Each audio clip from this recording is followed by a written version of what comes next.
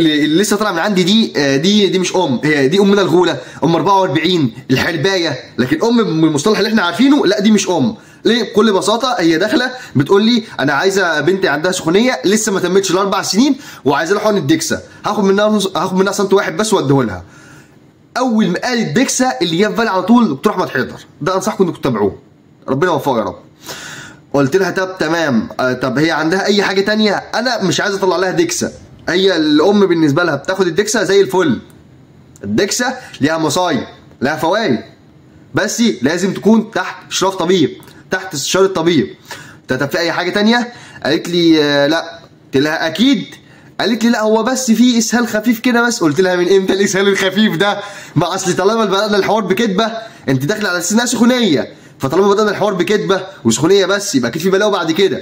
وفعلا كان في مصايب. الاسهال من امتى؟ الدوريه عند بنتك من امتى؟ لا والله هي بتسهل من امبارح الصبح. من امبارح الصبح يعني داخلين في 48 ساعه اسهال. الله. طب في حاجه تانية يا ست كل؟ قالت لي لا في ترجيع على خفيف كده. ترجيع خفيف على من امتى؟ قالت لي الترجيع كان بدا عندها من قبل ما تبدا اسهال اصلا. طب والله بالنسبه للجلد بتاعها ايه حكايته؟ ما اصل كده انت داخله في جفاف بقى. الجلد بتاعها ايه حكايته؟ ايه الدنيا فيه؟ لا ما اصل الجلد يعني ايه؟ بتقول لي الجلد بدا ينشف.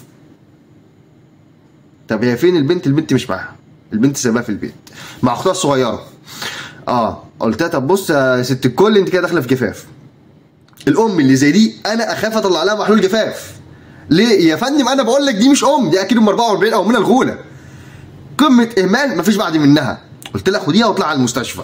لا لا لا اسمع كلامي بس، انا عايز بس حقن الدكسا هتبقى زي الفل بعد الدكسا. يا فندم الدكسا للسخونيه، طب بالنسبه للترجيع والاسهال وده اللي قالته بس. يعني هي في ده كله فاحنا فاضل نص ساعه عشان اطلع بس منها ب3 معلومات، ان البنت عندها اسهال وسخونيه وترجيع فقط. وما خفي كان اعظم، في بلاوي بعد كده، يعني في حاجات ما قالتهاش اصلا. فبالله عليكم يعني بالله عليكم بطلوا شغل الحرابي دوت وبطلوا شغل ام 44. في اي حاجه يا فندم روح لدكتور متخصص وما تستنوش على عيالكم، واحد زهق.